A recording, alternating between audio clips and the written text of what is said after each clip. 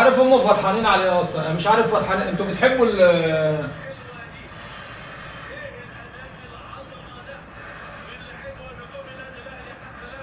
يلا مبادئ. اهو الدوري رايح لهم، الدوري الحرام رايح لهم ال 45.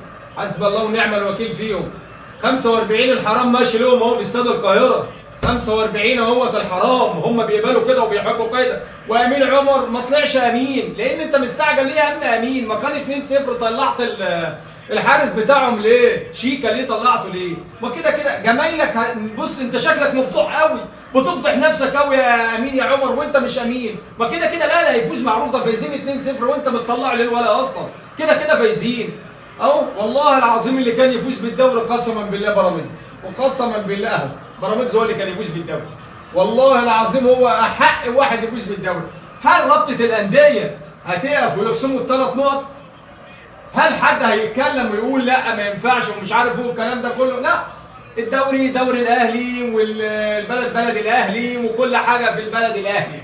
خلاص يا عم افرحوا بقى وياسوا براحتكم بقى، بس قسما بالله احنا مش مسامحينكم. الدوري البيراميدز اهو خلاص يا عم صفر بقى يا مين يا عمر. جمايلك كترت قوي مع الاهلي.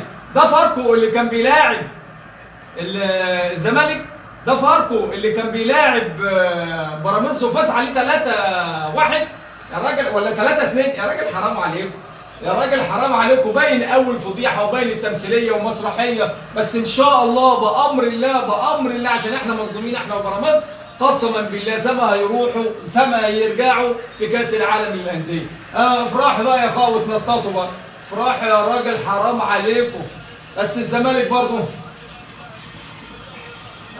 دوري الحرام، دوري الحرام ال 45 اهو، دوري الحرام ال 45 وامين عمر جامل له، امين عمر جامل له زي ما انتم عارفين.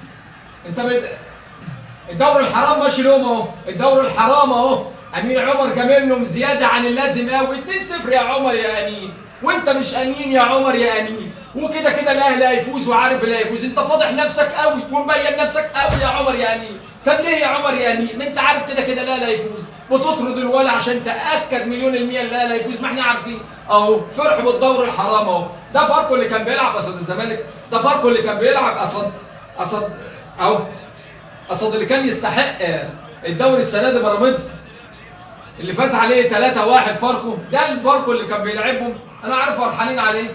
افرح يا وسام براحتك، هنشوفك هتعمل ايه في كاس العالم. والمصحف ما انتهت لسه هناك، ده ميسي هيعمل منكم بطاطس محمره. ده افرحوا بقى. وانت يا راجل بلا قرف، انت فرحانين عليه؟ اقسم بالله يا راجل حرام عليك.